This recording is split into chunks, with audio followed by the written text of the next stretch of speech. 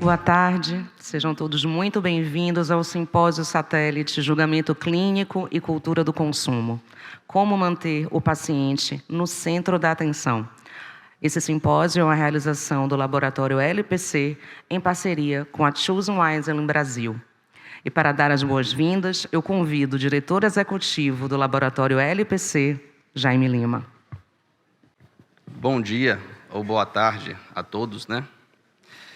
Falar e fazer julgamentos clínicos no cenário atual da saúde tem sido cada vez mais desafiador. A pressão por produtividade, por custos, por redução de sinistralidade, por aplicação de novas tecnologias, pela expectativa individual de cada paciente, tem sido cada vez maior e mais complexo. Como laboratório LPC e parte interessada em um sistema de saúde mais saudável, promovemos este encontro para fomentar uma discussão construtiva sobre esse tema. Afinal, segundo Freud, é elaborando que encontramos as respostas. Nesse simpósio, hoje, teremos como panelistas Daniel Weng, que é doutor em Direito pela London School of Economics and Political Science. Ele é membro do Comitê de Ética e Pesquisa National Health Service da Inglaterra e professor da Fundação Getúlio Vargas. Também como painelista e como coordenador dessa mesa, teremos o Dr. Luiz Cláudio Correia, médico cardiologista, mestre em saúde pública, co-diretor da Choose Wisely Brasil, livre docente em cardiologia, professor adjunto da Escola Baiana de Medicina e Saúde Pública e coordenador do Centro de Medicina Baseada em Evidências dessa mesma escola. E para debater esse tema, teremos a presença do Dr. Cláudio das Virgens, médico cardiologista e diretor científico da Sociedade Norte-Nordeste de Cardiologia, e o senhor Mauro Adam, presidente da Associação de Hospitais e Serviços de Saúde Pública do Estado da Bahia. Sejam todos bem-vindos e eu passo aqui a palavra para o Dr. Luiz Cláudio poder coordenar a mesa.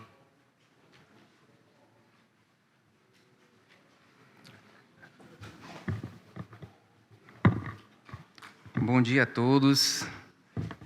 É um prazer estar aqui vendo tantos amigos de tantos anos, amigos antigos. Não podia deixar de agradecer muito ao LPC por ter me trazido aqui para ver todos vocês, conversar sobre medicina, né? Que é um dos tipos de conversa que eu mais gosto. E dizer que, assim, esse simpósio, na realidade, ele surgiu de conversas, né? Conversas, eu acho que de muitos anos com o Dr. José Carlos Lima, nos corredores do Hospital Português.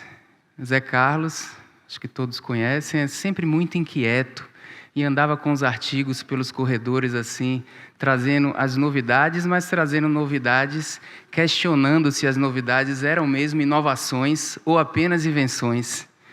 Então, eu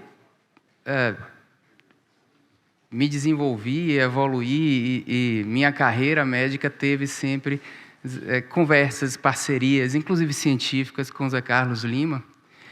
E isso resulta de que, eu acho que esse simpósio é resultado dessa pessoa que fundou o LPC, e não me surpreende que os filhos tenham me convidado para uma discussão desse tipo, que a gente vai ter aqui, que é justamente o tipo de discussão que a gente gosta de ter com o Zé Carlos.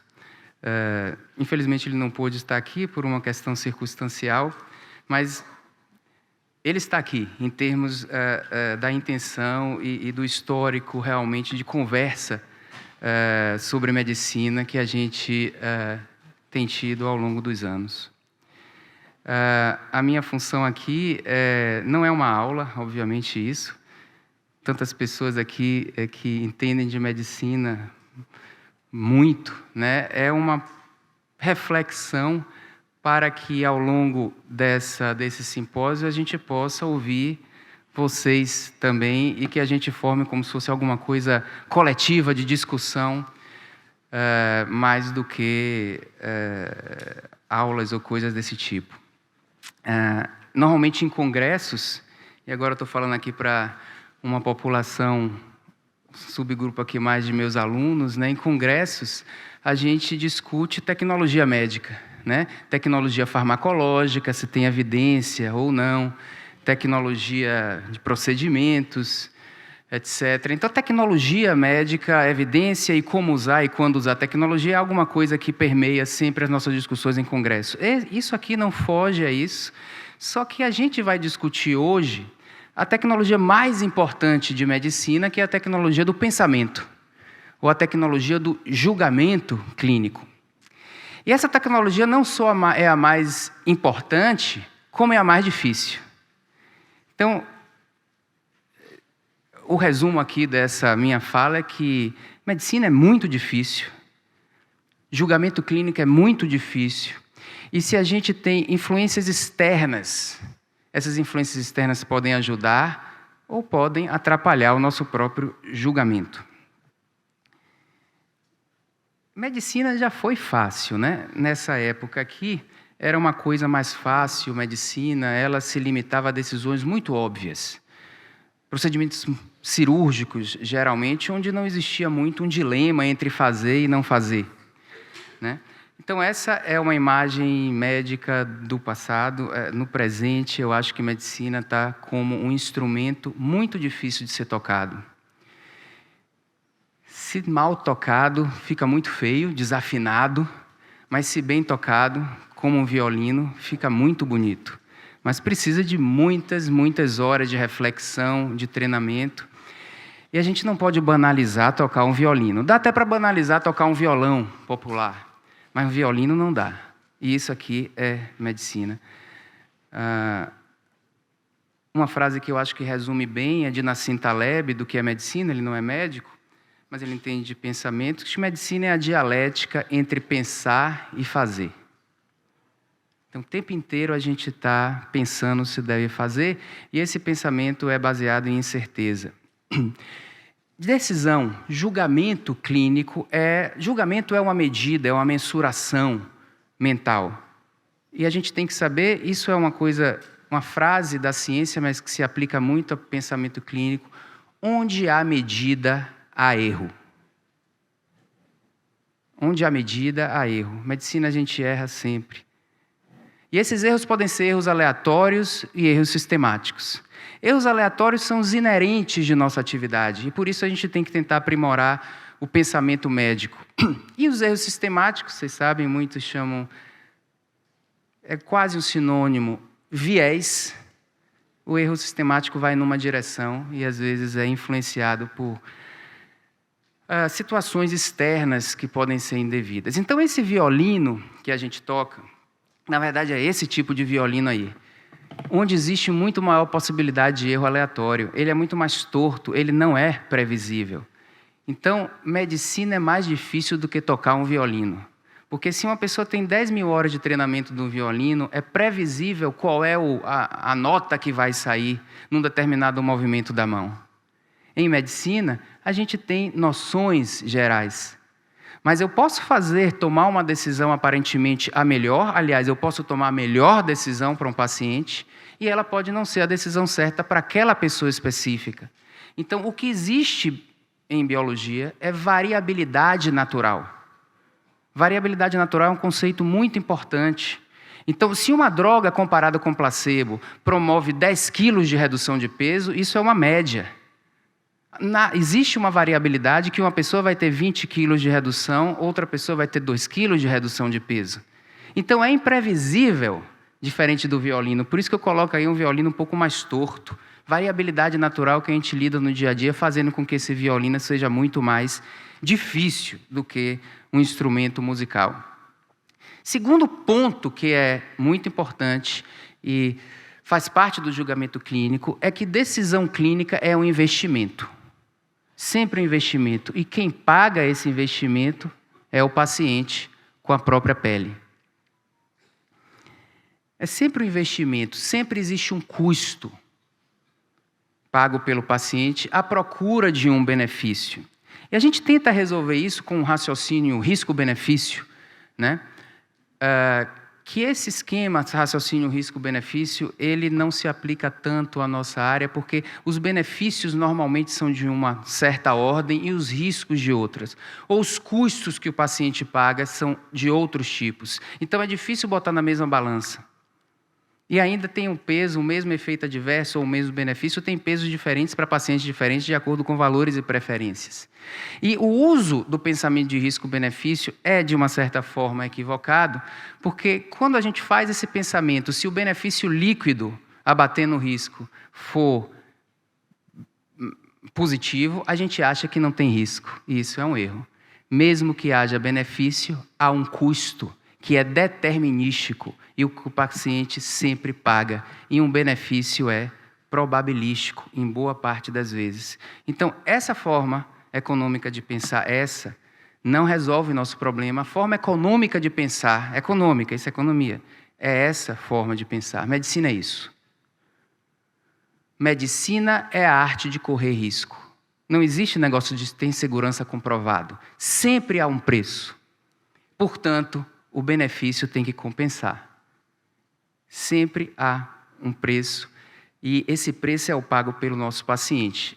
É a ideia de retorno de investimento. Então, sempre existe um investimento, sempre existe um retorno. E para complicar ainda mais essa nossa decisão, existe o tempo. O pagamento feito pelo paciente, não estou falando monetário, o custo muitas vezes é no momento presente, e o retorno é lá no futuro. Olha que complicado isso. Como decidir? Né? O paciente está investindo aqui, ok, médico, eu vou fazer uma cirurgia cardíaca como você está recomendando. Ele está pagando um preço aqui agora.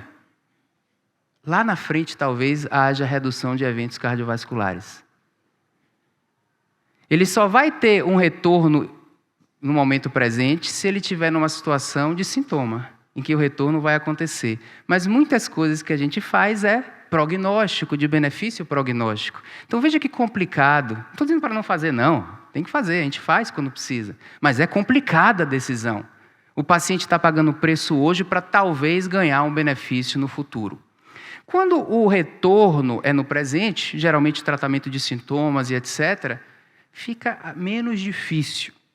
Mas mesmo assim a gente tem que ponderar. E a situação ideal é quando o retorno é no presente e o investimento é uma probabilidade no futuro. Ou seja, exemplo, você está tratando um sintoma com alguma coisa quase determinística que vai melhorar ali e talvez tenha um efeito colateral numa menor proporção de pacientes com aquele remédio no futuro. Um tratamento de depressão. Dizem que a média, evidências mostram que a média de efeito antidepressivo é pequeno, comparado a placebo, o tamanho de efeito, em média, é pequeno.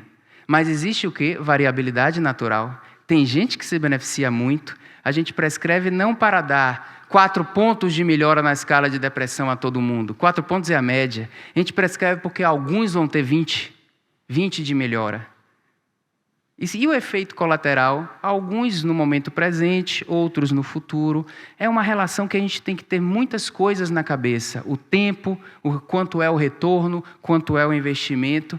O que eu quero dizer aqui não é ensinar isso, é uma reflexão interessante que a gente pode levar daqui, mas é principalmente que é muito difícil decidir medicina. E o maior equívoco é a gente banalizar a nossa profissão e achar que ela é fácil. É um violino muito mais torto e imprevisível. E tudo isso aqui diz respeito a erro aleatório. Agora vamos tornar mais difícil ainda esse nosso desafio. A gente não está sozinho, a gente está numa orquestra. A gente tem que tocar em conjunto. Quantos atores existem? O maestro dessa orquestra ele devia ser o paciente, nem sempre é. E às vezes tem fatores nessa orquestra que eles servem de incentivos inapropriados para a nossa decisão. Aí fica realmente difícil a gente conseguir acertar. Existem muitas evidências de behavioral science. Essa é uma das primeiras, né? É o estudo que vocês devem conhecer de Stanford, da década de 60, 70, que é o teste do marshmallow, vocês devem saber isso, né? Que colocaram crianças e elas tinham 2 escolhas, né? colocaram lá um marshmallow e deixaram elas na sala esperando para um professor entrar na sala. E disseram a elas, se você quiser comer esse marshmallow, você come. Se você não quiser comer, espere, que você vai ganhar 2 marshmallows no final. Então, 2 marshmallows no final é uma decisão mais racional. O marshmallow no momento presente, logo, é uma decisão mais baseada no incentivo de uma gratificação individual. Então, é o racional versus a influência de uma gratificação. A maioria das crianças comeram marshmallow. Eles não puderam nem medir um grupo parecido de quem comeu e quem não comeu. Eles mediram o tempo de resistência até a criança comer o marshmallow. E depois fizeram um teste de matemática, que a criança podia tirar nota A, que é a melhor, B ou C, e comparar o tempo de resistência a comer o marshmallow nessas diferentes notas de matemática. Quem resistia mais tempo, isso aqui é o tempo, tirou... o grupo que tirou nota A no teste de matemática, maior nota, resistiu mais tempo que o grupo que tirou nota menor no tempo de matemática. Esses psicólogos concluíram que o nosso comportamento é muito controlado por incentivos, e nem sempre os incentivos são racionais.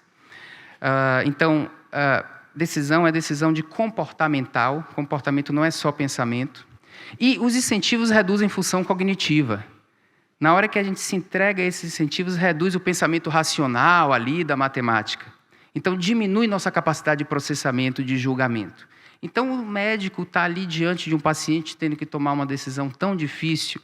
Se ele tem estímulos ou incentivos externos que não vão no sentido, no interesse maior do paciente, mesmo que ele não queira, nós podemos, na realidade, errar.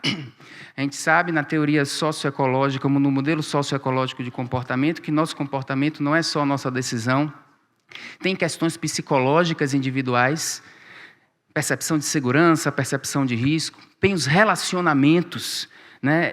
Meu colega vai me admirar se eu fizer assim, né? Eu me espelho em alguém. Tem situações comunitárias, a cultura à nossa volta, pode ser a cultura mais pró-racionalidade, menos racionalidade, e situações de políticas mesmo. Isso aqui não pode, isso aqui pode. Tudo isso influencia a gente, ou seja, a gente não toma a decisão sozinho. Por isso a gente tem que encarar a dificuldade dessa decisão, tentar fazer o melhor processo para diminuir erro aleatório, mas olhar para o sistema em que a gente está inserido para diminuir viés. Que a nossa decisão seja enviesada, no sentido que não é o maior interesse do paciente. Por exemplo, Boeing 737 MAX não deveria ser um Boeing 737.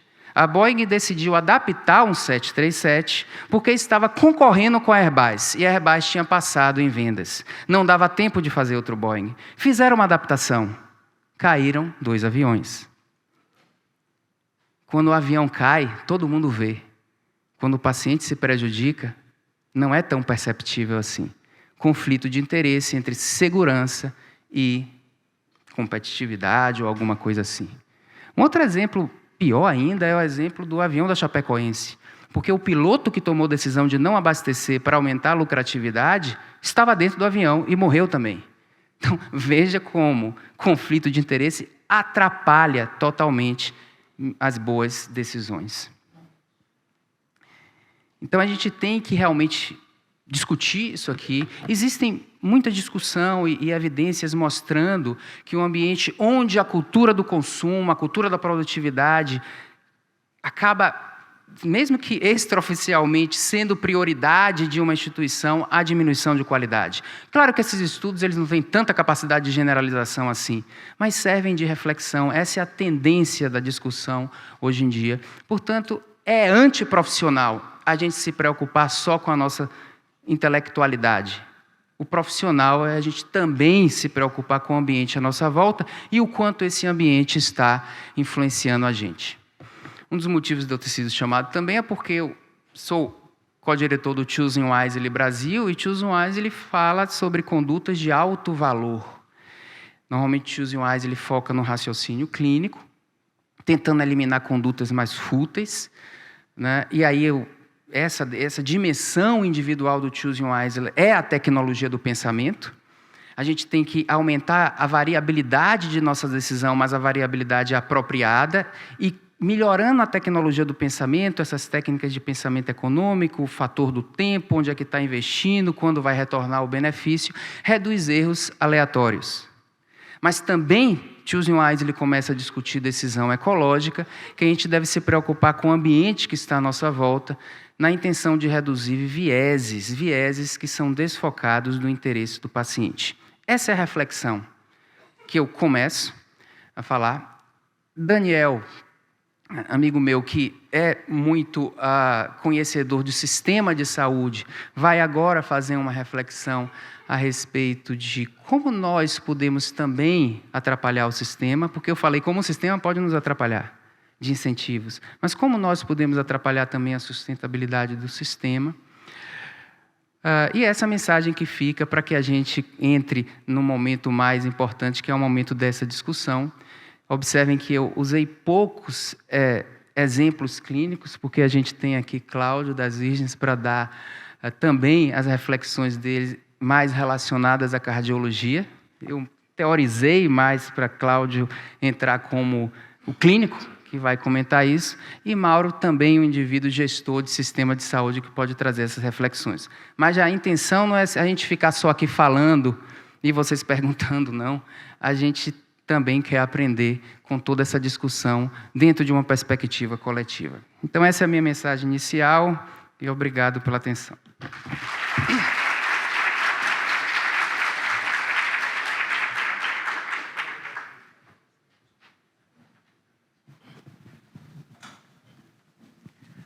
Olá, muito bom dia, boa tarde. Eu queria, primeiro, claro, agradecer demais o convite para participar desse evento. Foi, de verdade, um convite muito gentil. E eu vou confessar que é a minha primeira vez na Bahia, em Salvador. E, assim, 39 anos para conhecer Salvador é quase uma falha de caráter. Então, eu agradeço por me ajudarem a corrigir essa mancha na minha biografia. Bom, eu quero cumprimentar meus companheiros de mesa, dar um abraço especial ao Luiz. O Luiz é alguém que eu acompanho há muito tempo, alguém que eu leio há muito tempo, a gente escreveu, inclusive, coisas juntos, mas é a primeira vez que a gente se vê, né, frente a frente, então é realmente um prazer de estar ao lado de Luiz, não só intelectualmente, mas fisicamente. Bom, a minha fala, ela acho que complementa a de Luiz no seguinte sentido. Acho que nós dois estamos preocupados em saber como fazer escolhas em saúde, né? O Luiz, ele falou de uma perspectiva muito mais da prática clínica, né? Usando a experiência clínica que ele tem. Eu vou falar muito mais do ponto de vista de sistemas de saúde. Então, como sistemas de saúde vão fazer escolhas. E essas decisões, embora elas sejam em níveis diferentes, eu não quero dar a impressão que elas não estejam conectadas, né? Eu acho que o que é decidido na prática clínica vai impactar o que sistemas de saúde fazem, assim como o que sistemas de saúde decidem vai impactar na prática clínica. Bom, então, como fazer escolhas em saúde? Como sistemas de saúde devem fazer escolhas? Essa pergunta ela só faz sentido se vocês aceitarem uma premissa, que é a seguinte, que os sistemas de saúde precisam fazer escolhas.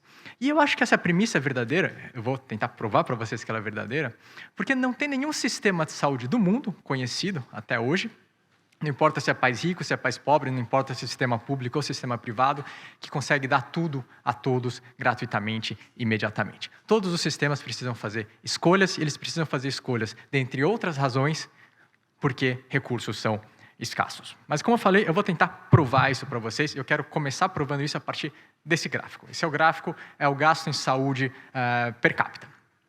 Não de todos os países, são os países da OCDE, o Clube dos Países Ricos, mas alguns outros países. Bom, o país que mais gasta em saúde no mundo, em termos absolutos e per capita, são os Estados Unidos. Nos Estados Unidos, todo mundo tem acesso a tudo. E a resposta é enorme, não.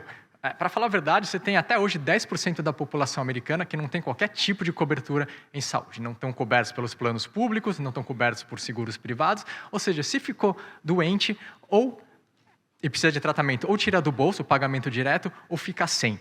Tá? Não é à toa que é o principal principal causa de falência pessoal nos Estados Unidos é gasto em saúde. Quando a gente está falando de 10%, estamos falando o quê? De 33 milhões de pessoas nos Estados Unidos, o país que mais gasta em saúde, sem qualquer tipo de cobertura. Tem uma pesquisa do Instituto Gallup, que é realizada todo ano nos Estados Unidos, que pergunta se o indivíduo ou alguém de sua família deixou de receber um tratamento médico por razão de custo. E o número varia de ano para ano, mas algo como 20, 25% dos americanos respondeu que sim, que deixa de receber um tratamento por razão de custo. Isso inclui aqueles que têm um seguro de saúde, mas que não conseguem pagar a franquia, não conseguem fazer o copagamento ou precisam de algo que os seus respectivos seguros não cobrem. Bom, mas o modelo americano é um modelo com uma série de distorções, né? Eu estava falando com o Luiz, a discussão era qual tem mais distorções, se é o americano ou o nosso. Mas o americano ele tem muitas distorções. Então a gente vai para o segundo colocado, a Suíça. A Suíça é um sistema que ele é privado, mas ele é altamente subsidiado, altamente regulamentado, de forma que todo mundo lá tem seu seguro de saúde. Isso significa que todo mundo tem acesso a tudo? A resposta também é não. Lá, os seguros de saúde eles precisam oferecer um pacote, tipo um hall da ANS, que eles têm lá. O que está nesse pacote? Os seguros vão ter que custear com copagamento, com franquia. Inclusive, a franquia é um elemento muito presente no sistema de saúde suíço. O tamanho da sua mensalidade vai variar muito a depender do tamanho da sua franquia, quando você for usar o serviço. Mas o que não está nesse pacote não há obrigação de fornecer, a não ser em casos excepcionais. Inclusive, tem judicialização da saúde na Suíça pelo acesso a tratamentos fora do pacote, né? Uma pesquisa na Suíça perguntou se os suíços, no último ano, deixaram de receber um tratamento médico por razão de custo. E 14% dos suíços responderam que sim. Depois eu posso passar os dados, tá? Não estou tirando da minha cabeça, não. Eu tenho as fontes. Ou seja, na Suíça eles também têm esse problema. Bom, talvez sistemas públicos em países desenvolvidos se saiam melhor, né? Vamos ver. A Noruega fica só na assistência farmacêutica. A Noruega ela tem uma política de medicamentos, tem até um nome, é o Blue Label Regulation, e que é uma espécie de lista de medicamentos que o sistema norueguês vai custear. Então, o que está nessa lista o sistema custeia, o que não está nessa lista o sistema não custeia, a não ser em casos excepcionais. E essa lista é criada a partir de critérios de efetividade e de custo-efetividade. Ou seja, a Noruega admite a possibilidade de não custear um tratamento efetivo se o seu preço for desproporcional ao benefício que ele traz. Tá? É a Noruega. E se vocês forem olhar dados de fila de espera por procedimentos eletivos, a Noruega é uma das mais longas de toda a Europa. Você pode esperar, às vezes, muitos meses para conseguir fazer, por exemplo, uma cirurgia ortopédica. Não vou passar por todos, prometo, mas falar um pouco do Reino Unido, que é o caso que eu conheço um pouco melhor, que é o caso que eu estudei mais, é o caso em que eu vivi. Lá é um dos pioneiros em matéria de custo-efetividade para decisões sobre incorporação de medicamentos. Vocês devem conhecer o NICE, o National Institute for Health and Care Excellence, que é um dos pioneiros nessa matéria de custo-efetividade. Então, eles tomam decisões sobre incorporar ou não um tratamento, levando em consideração custo. Então, eles podem não incorporar um tratamento se o ganho é pequeno, mas o custo é muito alto. Só que esse é só um aspecto talvez mais conhecido do sistema de saúde inglês. Tem um outro aspecto que é experimentado muito mais no dia a dia do sistema, que é o papel que os clínicos gerais têm no controle do uso de recursos em saúde. Então, o clínico geral ele tem um papel de fazer uma espécie de filtragem, de triagem para o acesso a exames, a especialistas e a outras terapias. Tá? E isso eu experimentei na pele. Na verdade, a minha esposa, não eu. Ela estava correndo, aí ela machucou, sentiu uma dor no quadril. E ela, como estava acostumada com o sistema de saúde brasileiro, o que ela queria? Queria ver um ortopedista, fazer fisioterapia e fazer um exame. Não, um diagnóstico de imagem. Ela chega lá você não vai direto na ortopedista, ela chega lá na clínica geral, né? O GP. Ela falou assim, então, eu quero ver ortopedista, fazer fisioterapia e fazer uns exames. Aí o clínico geral falou, não. Vou examinar você, agora você vai para casa. Eu falei, mas poxa, como é que eu vou para casa? E o meu exame? E a ortopedista? Você vai para casa, se você não melhorar, você volta e depois a gente pensa o que faz. E esse é o dia a dia do sistema. Então, assim, os profissionais, eles exercem esse papel de fazer um controle, uma triagem, uma filtragem. Tá? Essa é a realidade do dia a dia de quem vive no Reino Unido. E estou falando tudo isso para tentar estabelecer na nossa discussão, que todo o sistema de saúde ele precisa fazer escolhas. E fazer escolhas em saúde muitas vezes significa fazer escolhas trágicas. É dizer não para as pessoas que poderiam se beneficiar caso tivessem recebido um sim. Então, assim, mesmo esses países com maior gasto per capita precisam fazer escolhas, imagina aqueles na outra ponta onde está o Brasil. Então, todo o sistema ele precisa fazer escolha. E eu acho que esse gráfico ele é interessante para a gente também pensar o seguinte, não dá para a gente discutir os direitos dos usuários dos sistemas, as obrigações do sistema de saúde, descolado da realidade do sistema de saúde, e não dá para a gente pensar o sistema de saúde descolado da realidade econômica de um determinado país. Tá? Acho que a discussão ela não pode se dar de forma muito abstrata, ela tem que dar de forma muito concreta dentro da realidade de cada país. E eu acho que isso se torna ainda mais difícil, porque, e aqui me corrijam se eu estiver equivocado, as expectativas em saúde elas são globais. Então, assim, se eu tenho uma doença na Indonésia, no Brasil, na Itália ou nos Estados Unidos, eu vou querer receber o melhor tratamento que existe. E provavelmente eu vou saber qual que é esse tratamento. Então, as expectativas elas são globais. Todo mundo quer receber o que existe de melhor, o que acredita ser o melhor. Mas, embora as expectativas elas sejam globais, a capacidade de sistemas de saúde de atender essas expectativas, elas não são globais. Elas variam enormemente de local para local. Bom, se a gente já está convencido de que sistemas precisam fazer escolhas, a pergunta que se coloca, então, que é a pergunta que abre a minha apresentação, é como fazer essas escolhas. Como? Tem 1 milhão de respostas a essa pergunta. Eu vou trazer uma que eu acho muito interessante. Eu acho interessante pela simplicidade da proposta. Ela é simples, mas eu acho que tem coisas muito poderosas nessa proposta. O que esse documento está falando? Que os sistemas de saúde precisam fazer escolhas. E para fazer escolhas, os sistemas de saúde precisam ser capazes de diferenciar tratamentos de alta prioridade, média prioridade e de baixa prioridade. Alta prioridade é aquilo para o qual você tem evidência forte e que consegue trazer grandes ganhos a um custo muito baixo. Então, um exemplo, vacinação para sarampo. A evidência científica ela é muito forte.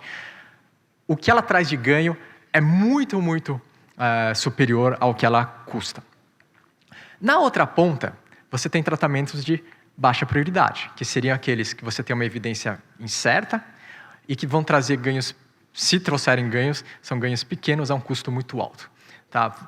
Por exemplo, e aqui eu estou me arriscando um pouco fora da minha zona de conforto, vamos pensar num medicamento de altíssimo custo oncológico para uso off-label. Tá? Se você tem e que, se tudo der certo, vai trazer algumas semanas de vida com uma qualidade muito ruim. Então, você tem evidência incerta, né? O uso off-label ainda está em estudo.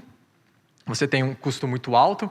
Você tem um benefício que ele é comparativamente pequeno. Você tem pouco tempo de vida e é uma qualidade muito baixa. Eles não estão falando que a demanda por esse tratamento de baixa prioridade ela é ilegítima. O que eles estão falando? Que é injusto um sistema de saúde investir em tratamentos de baixa prioridade, enquanto há buracos no acesso a tratamentos de alta prioridade. Tá? Então, você tem uma ordem a ser seguida, e você investir em tratamentos de baixa prioridade, enquanto você deixa buracos lá em cima, na alta e média prioridade, isso é injusto. Mas eu acho que eu ainda estou muito abstrato. Eu preciso tornar a coisa mais concreta. Tá, legal, ter que dividir em níveis de prioridade, mas como é que a gente identifica esses níveis de prioridade, como a gente toma a decisão na prática. Eu vou tentar ser mais concreto, e para ser mais concreto eu preciso trazer um exemplo. E eu vou focar em medicamentos, tá bom? Mas eu acho que a lógica que se aplica a medicamentos, ela vai se aplicar a outras intervenções. Então, como o sistema de saúde, ele deveria tomar decisões sobre incorporar ou não um tratamento? Medicamento, para ser mais preciso. Bom, qualquer sistema de saúde minimamente organizado vai ter um processo que se assemelha a esse aqui, tá bom? Tudo vai começar com pesquisa clínica, fase 1, fase 2, fase 3. Se a patrocinadora da pesquisa está contente com os resultados, ela manda os resultados para avaliação por uma agência regulatória. No caso do Brasil, quem faz isso é a Anvisa. Se a Anvisa, avaliando os dados, está convencida de que o tratamento ele é seguro, ou pelo menos que a relação entre os benefícios esperados e os riscos possíveis essa é uma relação positiva, então concede um registro. O registro significa que o tratamento ele pode entrar no mercado, mas nem tudo que está no mercado, sistemas de saúde vão custear. Porque a decisão de custeio ela vai envolver uma terceira etapa, que é a avaliação de tecnologia em saúde. Quem faz isso no SUS, em âmbito federal, é a Conitec, na saúde suplementar é a Agência Nacional de Saúde. Bom, qual que é a diferença entre avaliação de tecnologia e autorização regulatória? Porque a gente precisa dessa terceira etapa. Tá? Esse é um ponto importante porque isso escapa a muita gente. Né? O que a avaliação de tecnologia tem de diferente? Tem diversas diferenças, mas eu quero ressaltar algumas. A primeira diferença é que existe um elemento comparativo na avaliação de tecnologia. Tem um novo tratamento, seguro, eficaz. Mas como ele se compara àquilo que já existe e que é ofertado no sistema? Tá, isso é algo que o Luiz ele insiste muito comigo, o Luiz e outras pessoas envolvidas em medicina baseada em evidência, que nem sempre o novo é melhor. E nem sempre aquilo que é melhor é mais seguro. E nem sempre aquilo que é melhor, ele é muito melhor. Então, os sistemas eles precisam fazer esse trabalho de comparação. Porque se você incorpora algo que é inferior, você está prejudicando os pacientes, você está reduzindo o nível de cuidado oferecido. A avaliação de tecnologia também tem um outro componente que não vai aparecer na autorização regulatória, que é o componente de custo. Sistemas de saúde eles precisam pensar em custo. No mundo ideal, em que recursos são infinitos, você não precisa pensar em custo. Se traz um benefício, tem que oferecer. Mas no mundo real, sistemas de saúde, eles, porque trabalham com recursos escassos, eles precisam fazer escolhas. Deixa eu tentar exemplificar. Vamos pensar num contexto de SUS. Tá? Vocês são os ministros, as ministras da saúde. Então, vocês recebem um orçamento lá. Vamos pensar nesse orçamento como um gráfico de pizza. Você tem nessa pizza, que é o seu orçamento, uma fatia que é medicamentos de alto custo. Você não tem o poder de determinar o tamanho do seu orçamento. Ele é dado uma decisão política. Se essa fatia do tratamento, do medicamento de alto custo, ela começa a crescer e a sua pizza ela não consegue crescer, isso significa que esse crescimento ele vem às custas de outras políticas de saúde que vão ter que ser exprimidas para que recursos consigam ser direcionados para custear uma nova incorporação. Ou seja, em última instância, quem está pagando o custo de uma incorporação são os outros usuários dos sistemas de saúde, cujos serviços talvez tenham alguma perda porque recursos foram direcionados para a minha incorporação. E aqui não estou falando que não tem que incorporar, não é isso, mas é entender que a incorporação ela tem um custo que não é só em real, mas ela tem um custo em saúde também. Então você precisa ter esse cuidado. Acho que na saúde suplementar, a lógica ela é um pouco diferente, porque na saúde suplementar existe alguma flexibilidade com relação ao tamanho do seu orçamento. Você consegue repassar esse aumento do custo na forma de aumento de mensalidade. Mas tem um limite para isso. E você tem um desafio que é de uma natureza diferente. Sistemas suplementares, os sistemas privados, eles precisam equilibrar, de um lado, a proposta de aumentar a oferta de serviços e, de outro, a proposta de tornar esse pacote de serviços mais acessível. Se você está aumentando a quantidade de serviços ofertados, esse pacote se torna mais caro. E no momento em que se torna mais caro, ele se torna menos acessível para as pessoas. Então você tem que tentar achar esse equilíbrio. Então os sistemas privados, eles também precisam pensar em como melhor achar esse equilíbrio entre ter mais tratamentos dentro do pacote e tornar esse pacote mais acessível. Então, os sistemas precisam pensar em custo, eles precisam pensar, então, em custo-efetividade. Eles precisam ser capazes de diferenciar tratamentos que trazem um ganho pequeno a um custo muito alto de tratamentos que conseguem trazer grandes ganhos a um custo muito baixo. Porque se você está frequentemente incorporando tratamentos que trazem ganhos pequenos a um custo muito alto, no longo prazo você se torna menos eficiente. Você está gastando cada vez mais para produzir ganhos pequenos em saúde. E numa situação de recursos escassos, isso talvez limite a sua capacidade de investir em tratamentos que podem trazer grandes ganhos a um custo muito baixo. Então, se você não está pensando dessa maneira, existe o grande risco de que você comece a investir bastante em baixa prioridade, o que vai limitar a sua capacidade de investir em alta prioridade. Você vai acabar invertendo essa escala. Bom, aí vamos falar que teve avaliação de tecnologia, tudo certo, incorporação, e aí você tem o acesso. Mas eu queria bater um pouco mais na tecla da importância dessa etapa de avaliação de tecnologia.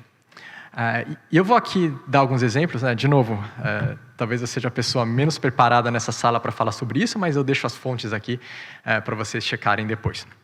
Bom, esse é um estudo publicado pelo British Medical Journal, que vai avaliar os tratamentos aprovados pelo FDA e pelo EMA, as agências regulatórias americanas e europeia, via o fast track, né, a aprovação rápida. Hoje em dia existe uma pressão cada vez maior sobre agências reguladoras para que aprovem cada vez mais rápido. Então, diversas agências, inclusive a Anvisa, criou uma via rápida. Então, você consegue, muitas vezes, só com pesquisa de fase 2, ter um registro. E eles foram olhar esses tratamentos aprovados pela via rápida e concluíram que menos de 1/3 das novas drogas foram classificadas como oferecendo algum benefício clínico para paciente.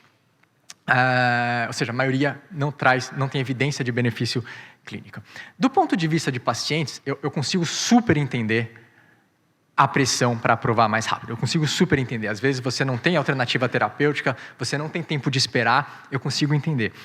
Do ponto de vista do sistema de saúde, isso precisa, pelo menos, acender uma luz amarela, porque existe o grande risco de que esses tratamentos sejam de baixa prioridade. Então, você tem uma evidência fraca, você tem, às vezes, alto custo para benefícios, muitas vezes, mais modestos. Então, assim, quando você pensa como sistema de saúde, a quantidade de fatores que você vai ter que levar em consideração, ela se torna muito maior. Esse é um estudo com tratamentos oncológicos que chega a um resultado parecido. Está analisando os tratamentos oncológicos aprovados na Europa, tá, com autorização regulatória para entrar no mercado europeu, e a conclusão é que 2/3 entra sem evidência de aumento em sobrevida ou qualidade de vida. E eles fizeram um acompanhamento das pesquisas pós-registro e a conclusão se manteve. Ou seja, você tem uma grande quantidade de tratamentos que entraram no mercado e continuam sem evidência de ganho sobre vida e qualidade de vida. Para aqueles que apresentavam sobrevida, ou seja, a maioria não apresenta, para aqueles que apresentavam sobrevida, a mediana de tempo ganho era de 2,7 meses, ou seja, metade trazia um ganho de 2,7 meses ou menos. Então, assim, o ganho, ele nem sempre é incrível, mas a modéstia no ganho, ela não necessariamente se reflete na modéstia na hora de precificar. Então, esse é um estudo, ele já é um pouco antigo, tá? Feito na Europa, que concluiu que o custo dos medicamentos oncológicos aumentou 10 vezes nos últimos 10 anos. Tá? Os tratamentos que entram hoje são 10 vezes mais caros do que os que entravam no passado, embora não necessariamente sejam 10 vezes melhores. Esse, como eu falei, é um estudo que já tem um tempinho já, então é possível que o dado ele esteja desatualizado, mas se ele for atualizado, eu imagino que, na verdade, vai ser muito mais do que 10 vezes.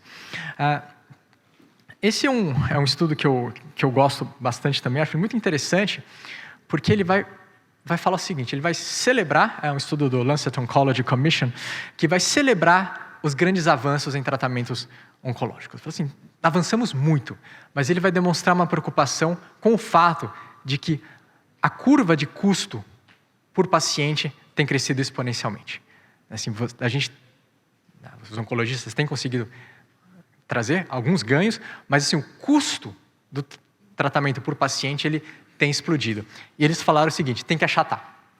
Essa curva do custo ela tem que ser achatada. Por que ela tem que ser achatada? Porque quando o custo é muito alto, o acesso é mais difícil. Seja acesso pelas famílias, seja acesso por seguros de saúde, seja acesso pelos sistemas públicos de saúde. Tem que achatar essa curva.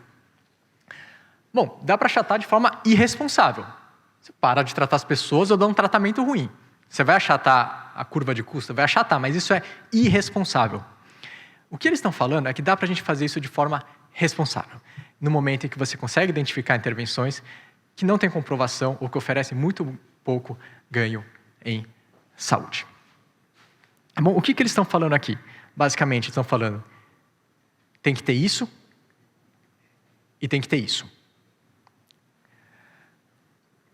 Essas escolhas difíceis trazidas por tratamentos de alto custo, sobretudo medicamentos, ela vai provavelmente se acentuar ao longo do tempo. Né?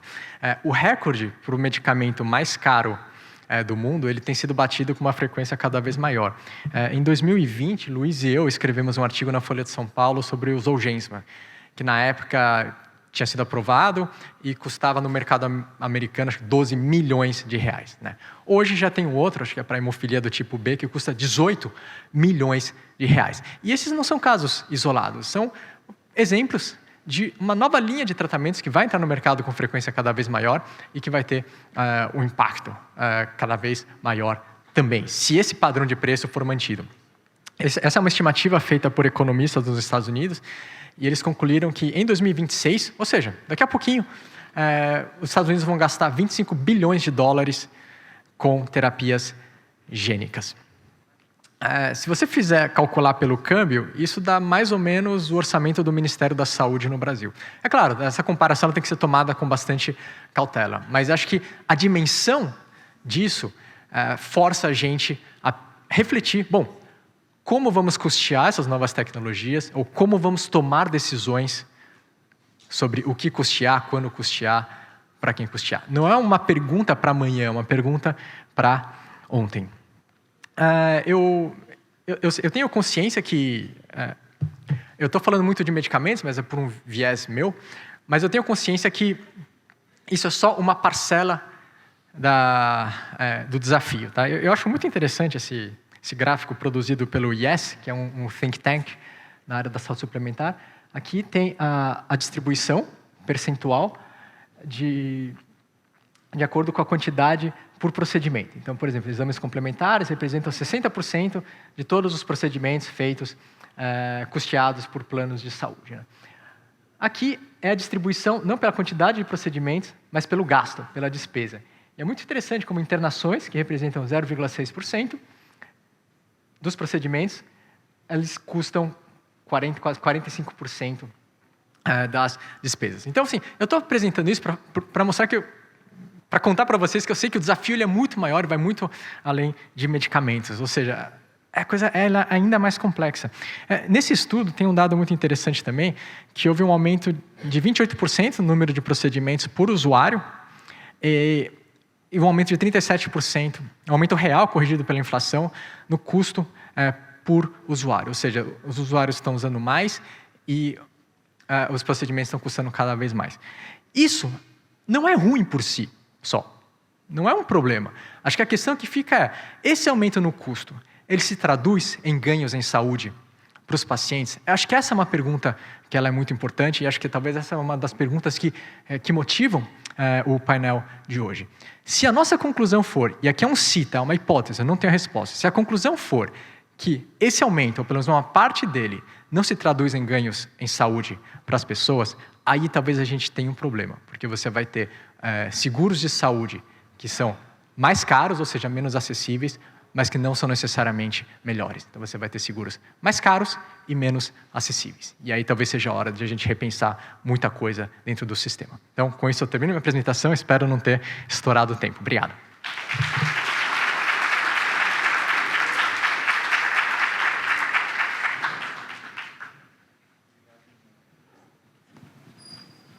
Obrigado, Daniel.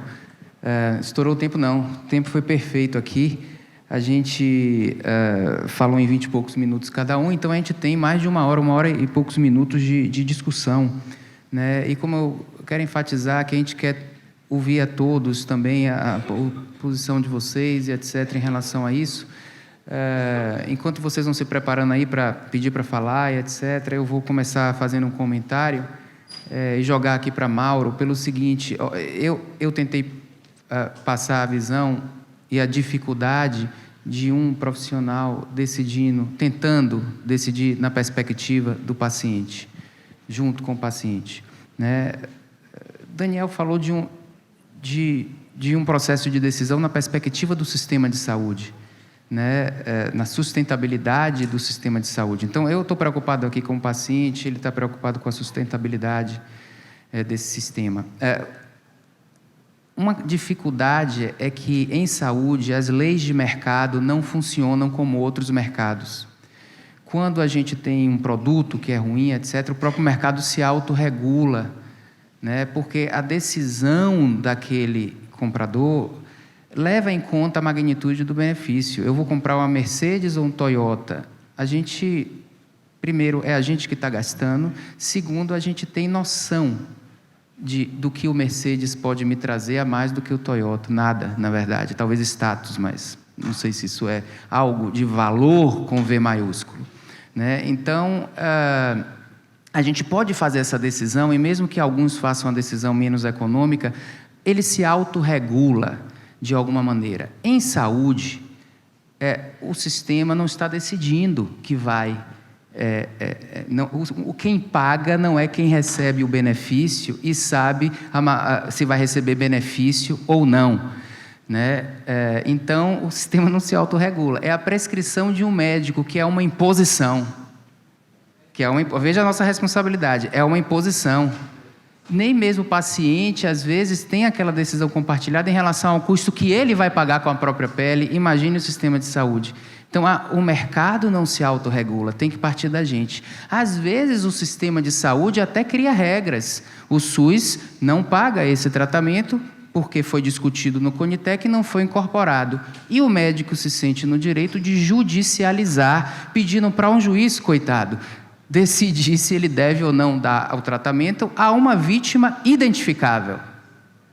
Então, veja como nós contribuímos para um sistema que já é distorcido. A gente tem que assumir essa responsabilidade profissional, no meu modo de ver. Agora, eu vou puxar Mauro para discussão, porque ele está aqui com uma visão não do pagador do sistema, mas de um gestor de um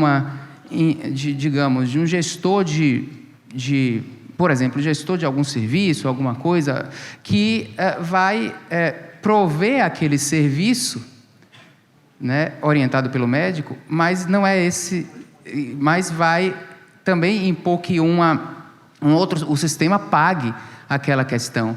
Então, Mauro, imagine, você está montando lá uma clínica, um negócio, um sistema, e você, naturalmente, a prioridade dessas nossas instituições e grupos, etc., a missão principal é saúde para a pessoa. O rendimento, o lucro, a sustentabilidade é algo necessário. Mesmo instituições sem fins lucrativos têm que ter lucro para poder se autossustentar e se investir, etc. Então, isso aí é algo óbvio. Então, você está montando, e você monta uma equipe médica, o médico toma a decisão pensando no paciente. E pode também o médico ajudar a gerenciar a organização clínica do sistema. O que é que você acha se você chegar para esse médico, que é um organizador clínico em prol do paciente, e pedir para ele também prestar satisfação em relação à produtividade?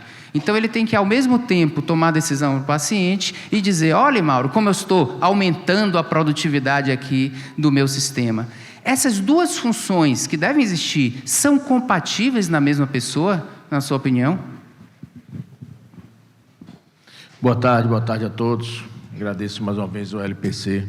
Não, Luiz, não são compatíveis na mesma pessoa. No meu entendimento, o profissional da saúde, o médico que está lá, ele não deve sofrer pressões externas nem internas que influenciem na decisão clínica dele. Ponto. Como gestor da instituição, sim, a instituição tem que ter sustentabilidade, que é a palavra hoje mais falada. A instituição tem que ter capacidade de gerar recurso, capacidade de gerar resultado, tem que ter capacidade de reinvestimento. Ela tem compromisso com o corpo clínico, com o paciente e quem a está contratando, Sistema Único de Saúde ou Sistema de Saúde Suplementar. Você tem compromissos com esses entes, além da sociedade como um todo. Para falar dos que estão mais perto, quem o contrata como pessoa jurídica ou governamental, com o seu corpo clínico e com o paciente. Quem resolve a situação com o paciente é o médico. Não dá para você, liderando um CNPJ, no meu papel, que sou administrador de empresas, não dá para julgar o profissional que ali está, se ele é muito produtivo ou pouco produtivo. Na condição clínica, tem um diretor técnico que vai saber julgá-lo sobre os desfechos clínicos, sobre as condutas clínicas, sobre as descrições de prontuário médico e sobre outros itens que vocês têm mais habilidade para falar do que eu. como gestor do negócio, para manter aquilo de pé, e precisa ficar de pé, certo? É necessário que fique. Não pode haver modelos de negócio, modelos de relacionamentos empresariais internos na instituição que facilitem, certo? Que influenciem, essa é a melhor palavra, na decisão do profissional. Esses modelos não podem existir. Toda vez que esse modelo, porventura, por produtividade ou por qualquer outra situação, ele venha a acontecer, nós vamos ter uma distorção no sistema. Aparentemente, num primeiro momento, pode aparecer até algum resultado financeiro, certo? Que vai ser bem-vindo, sim, vai ser bem-vindo. Quem não quer resultado financeiro numa instituição, quer, será bem-vindo, mas a médio e longo prazo, nem a longo, a médio prazo, a curto prazo, aquilo vai ser uma derrocada. O profissional tem que tratar o paciente dentro da capacidade que ele tem, certo, na condução do tratamento. E o gestor, certo, tem que encontrar produtividade, tem que encontrar resultado, mas não é nessa relação. É em outras relações que existem dentro da instituição para poder performar o resultado e, sim, encontrar a sustentabilidade do seu negócio. Porque o sistema de saúde da Bahia, do Brasil o número é próximo, eu vou falar da Bahia porque tem um cálculo correto. O sistema da saúde que todos nós participamos representa 10% do PIB do nosso estado, 6,8% de forma direta e 3,2% da cadeia produtiva.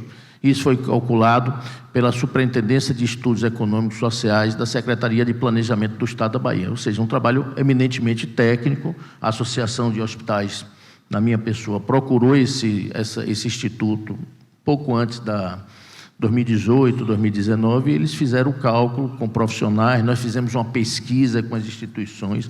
Então, quem tem 10% do PIB, saúde pública e privada, saúde como um todo, na Bahia, e 10% da cadeia produtiva do Estado, certo? E tem tanta empregabilidade, nós temos um compromisso social, além da atividade na vida das pessoas, de cuidar das pessoas, nós temos uma importância econômica muito forte. Isso diz respeito, inclusive, a incentivo de tecnologia, né? Desenvolvimento tecnológico também. A gente tem que entender um pouco que deve existir incentivo para quem está produzindo novas tecnologias, né? Bem, eu achei que você deu uma colocação assim, realmente que eu acho que é compatível com o mundo ideal.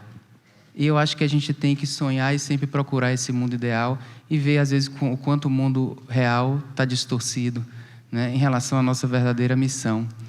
Eu queria ouvir Augusto César, que é uma pessoa que gosta muito desse assunto, e depois o Mário Rocha. Mas, Augusto, também se identifique um pouquinho, porque tem pessoas de fora, só para saber assim que você é cardiologista e etc. Boa tarde. Sou Augusto César, sou cardiologista, sou professor também, atuo no interior da Bahia. Fui aluno nesse caso, minha pós-graduação.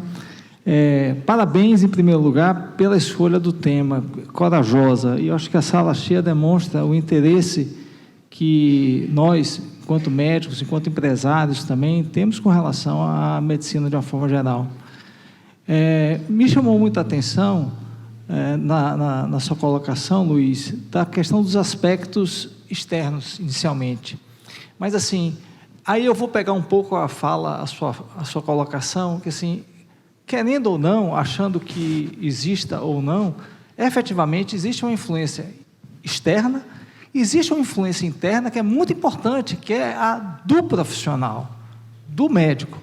Todos nós temos valores morais, temos valores de ideologia, temos nossos pensamentos, e isso influencia positivamente na nossa decisão. Não há como negar isso. Você citou ali na Taleb, a teoria de economia comportamental de Daniel Kahneman é exatamente nesse sentido. Então, não tenha dúvida que a influência do pensamento do médico, de seus valores, de suas virtudes, isso vai pesar na sua decisão.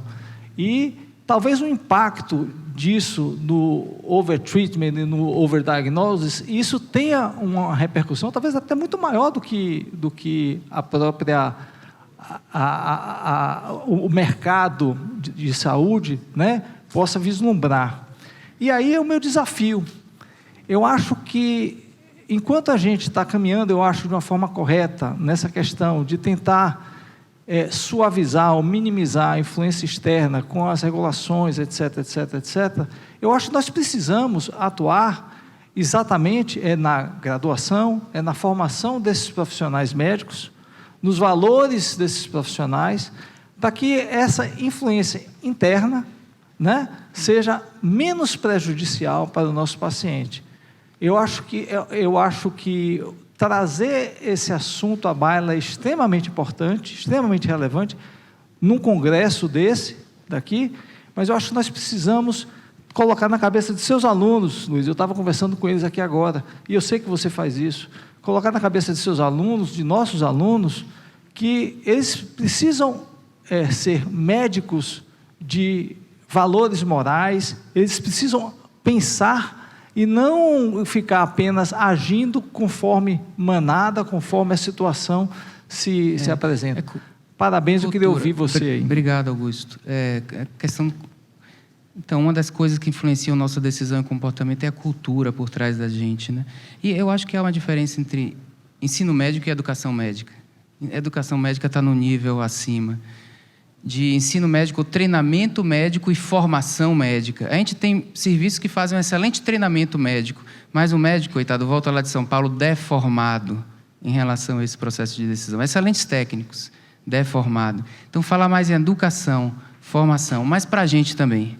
Nós precisamos entender que nós temos que estar em constante reeducação e nos reinventarmos. E para nos reinventarmos, a gente tem que ter uma morte de um perfil anterior, um luto até mesmo, para que a gente possa, em seguida, fazer cada vez melhor, né? Então, eu acho que todos nós estamos aprendendo sempre, procuramos evoluir, e não é só a escola médica que ensina, é a cultura médica que ensina. Acho bem pertinente o que você falou. Eu estou adorando que tem várias pessoas querendo falar, mas eu estou com o meu amigo Cláudio aqui, vou passar primeiro para ele, porque ele é a versão médica da minha fala, que foi mais um pouco de processo de decisão. Minha fala se remete a qualquer profissão, na verdade, a qualquer profissão que seja interessante, né? Ela diz respeito a isso. E Cláudio entra aqui, ele é conhecido de todos, dispensa apresentação, né? A não ser para Daniel, mas ele entra com esse perfil que ele é conhecido, e por isso que ele está aqui, por ser uma pessoa de forte pensamento clínico e que comumente se coloca na pele do paciente. Então, eu queria que Cláudio, de uma maneira bem livre, desse qualquer exemplo, falasse o que ele sente, enquanto esse personagem que pode estar se sentindo também vítima de um sistema e vitimando outros pacientes. Porque o julgamento aqui é de valor, não é julgamento moral, mas é um julgamento de valor, do valor do que a gente está fazendo. Boa tarde a todos. Agradecer o gentil convite de Jaime para estar aqui junto com o Luiz e a turma. Eu vou tocar 2 pontos das falas de Mauro e de Augusto. Vou começar por Augusto.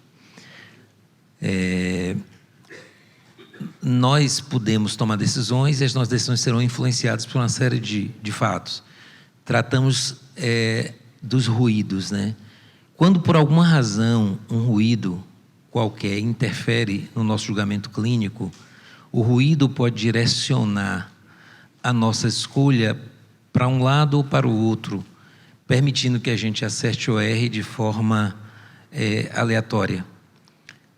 Quando o viés é introduzido, ele tende a fazer que a gente habitualmente erre numa mesma direção.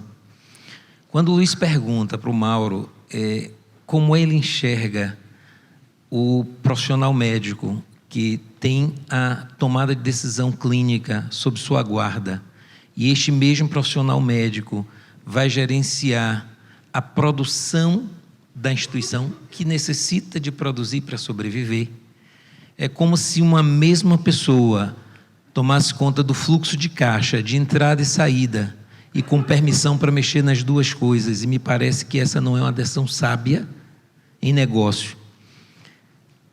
neste processo, eu vivi uma experiência muito estranha e muito sofrida para mim. Entre 2005 e 2008, eu fui gestor de um hospital de cardiologia aqui em Salvador, que hoje foi dilapidado, que é o Hospital Salvador.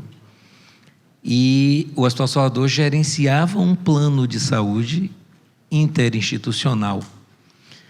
E montamos o serviço de cardiologia, montamos a unidade coronária, hemodinâmica, que já estava lá, a gente dinamizou, cirurgia cardíaca, em um hospital que, quando nós chegamos, faturava por mês, por ano, tinha um faturamento de torno de R$500 mil.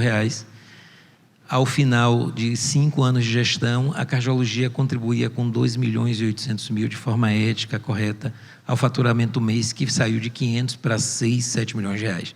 Neste processo, eu fui convidado para ser o gerente de autorização de procedimentos complementares.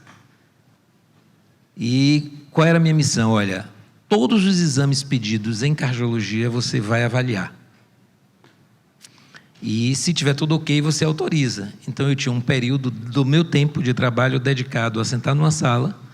Eu era um burocrata que analisava a solicitação de exames, com o pedido do exame e um CID de uma justificativa. E olha, todas as solicitações, em sua maioria, muito bem apropriadas. Algumas coisas esdrúxulas, um teste ergométrico no indivíduo de 14 anos sem uma justificativa formal. A gente precisava entender por que uma criança vai fazer um teste ergométrico. Mas, de modo geral, muito bem. Então, eu passei a autorizar os procedimentos. Aí, no primeiro mês, eu fui convidado pelo gestor. Disse, olha, você está autorizando tudo. Não tem filtro? Estamos perdendo dinheiro. Precisamos restringir. E aí eu entendi, será que eu estou autorizando de forma inapropriada os exames por um julgamento romântico, de que os meus colegas são bem bons profissionais, etc., pedem apropriadamente os exames? E aí eu passei a ter um crivo, pensamento probabilístico. Então, um teste ergométrico entre 18 e 25 anos não faz sentido. A probabilidade de doença coronária é tão baixa que um teste positivo não altera conduta alguma. E eu passei a fazer restrições. Isso não foi suficiente. E eu fui pedido que eu restringisse mais. No terceiro mês, eu recebo na porta da minha sala um juiz com 2 policiais, perguntando por que há 3 meses o teste ergométrico dele, de 28 anos, ele, 28 anos, juiz, não tinha sido autorizado. Eu fui olhar o porquê eu não tinha autorizado. Era um paciente de baixa probabilidade de doença, eu achei inapropriado o pedido. E naquele contexto eu violei a relação médico-paciente, porque eu entendi que foi inapropriado. Ele disse assim, eu poderia levar o senhor preso hoje aqui. Eu não sabia porque eu estaria sendo preso, ele estava com 2 policiais. Aquele momento me fez pensar de uma forma pragmática, né? O que é que eu estou fazendo nesta cadeira? Porque muito mais do que o risco de ser preso, eu estava tomando conta de um negócio que em tese não me cabia, como médico coordenador da cardiologia do hospital. Eu não deveria estar fazendo aquilo para o plano de saúde IH. Por uma série de razões. E ali, naquele momento, eu compreendi que, como médico e gestor técnico, eu não poderia fazer a gestão dos recursos do plano de saúde. Havia um conflito muito grande. Enquanto eu atendi o ruído de ser médico, eu fiz boas escolhas. Quando eu atendi a produtividade do plano de saúde, não autorizar, postergar para ter lucro, o ruído foi no lado oposto. Então, me incomoda muito, como médico, ter um gestor que ele cuide da produtividade. Eu não estou falando do meu chefe de UTI, do meu colega que está ali no dia a dia comigo, que ele precisa fazer o ponto de equilíbrio da unidade eticamente. Eu estou falando do indivíduo que vai gerenciar os recursos. Então, eu não sei se, de fato, Luiz, isso é compatível. Depois eu quero ouvir seus testemunhos clínicos também, de médico tratando de um paciente, um caso clínico daquele jeito que você gosta de falar também. E também de ouvir de vocês. Mas eu acho que tem uma coisa assim, é como avaliação clínica, né? Idealmente, uma nova informação diagnóstica deveria ser totalmente isenta da probabilidade pré-teste de doença, para ela ter valor incremental. Na prática, a gente não consegue. Muitas vezes a gente sabe da probabilidade pré-teste do nosso paciente, que eu vou auscultar e ver se ela tem uma B3, mas é importante que, mesmo que a gente não consiga se cegar, a gente ter consciência que a gente está enviesado e tentar, nem que parcialmente, se desancorar. Ter consciência dessa nossa fragilidade, que é a dificuldade do julgamento clínico, e de que tem um sistema que pode estar atrapalhando ou ajudando. E tentar... Por quê? Inclusive, com profissionais liberais, no modelo de profissional liberal, mesmo que seja um consultório com um paciente aqui que eu faço um eletrocardiograma além da consulta, eu tenho ali um consultório que eu preciso me sustentar com base nele e um paciente que eu preciso tomar uma decisão.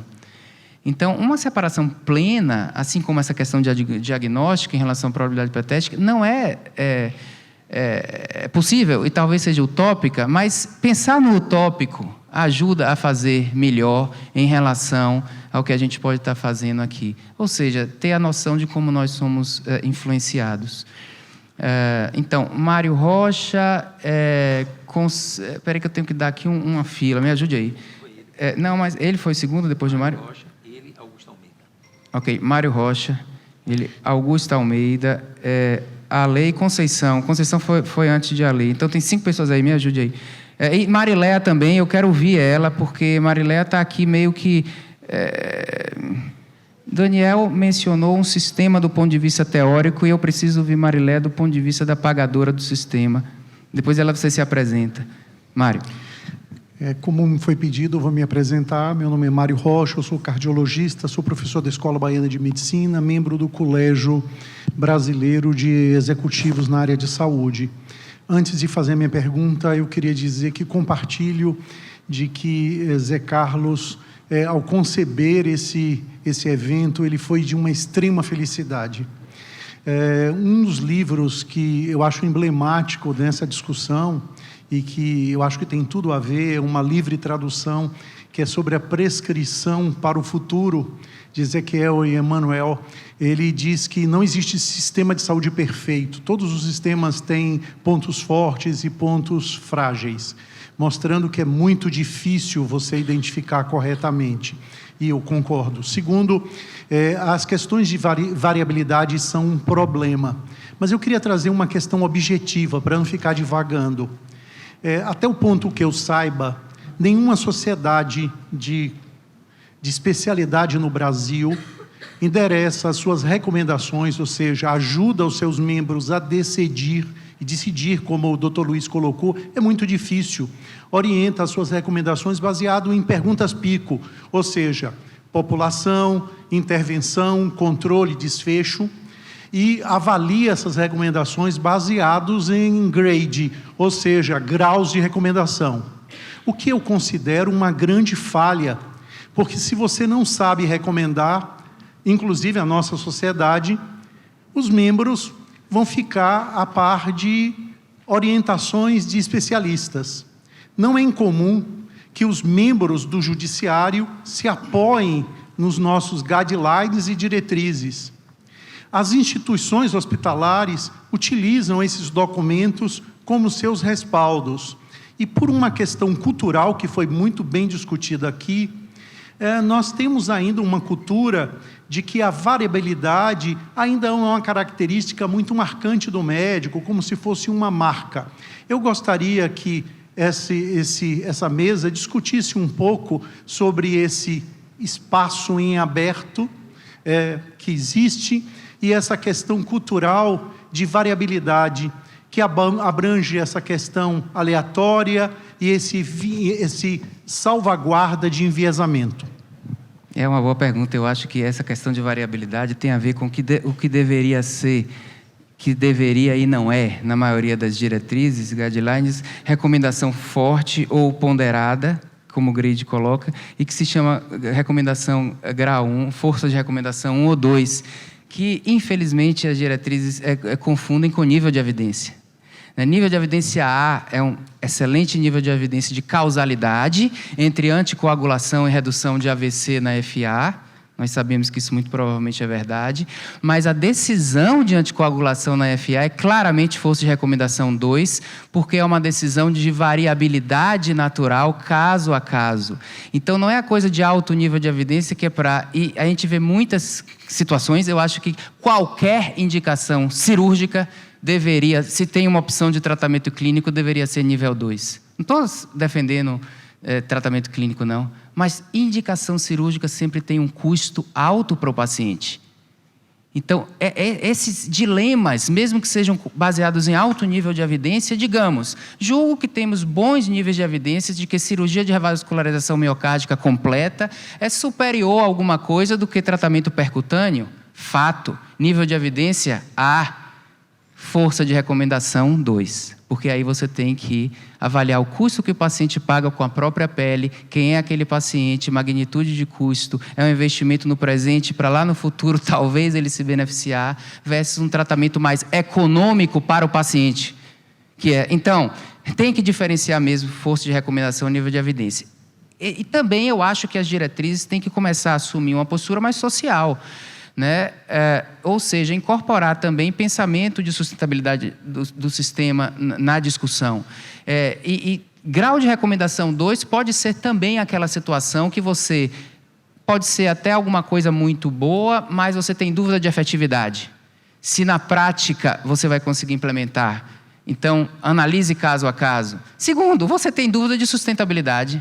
Aquela situação de custo-efetividade, então deveria estar incorporado. É uma função social também, talvez, as diretrizes fazerem isso. Se a gente olhar os protocolos clínicos do Sistema Único de Saúde, eles são feitos com muito rigor no Brasil, do Ministério da Saúde, e são feitos baseados nas decisões do CONITEC, sempre pensando nessa questão de custo-efetividade, quem é a parcela da população que, por indicação, vai ter uma magnitude de benefício maior, e quem é uma parcela que a magnitude é menor e não deve receber. Então, se a gente olhar, tanto do ponto de vista técnico, de como é feito, como em considerando essas dimensões, os protocolos do SUS, do Ministério da Saúde, são, eu julgo, de alta qualidade, e a gente precisa, enquanto clínicos, nos nossos protocolos, nas nossas sociedades, levar essa discussão. Então, eu acho que isso é muito pertinente, né? Quem é? Augusto? É Augusto Almeida? Não, Depois Augusto Almeida. Ok. Quem é ele? Então, você identifique aqui, porque...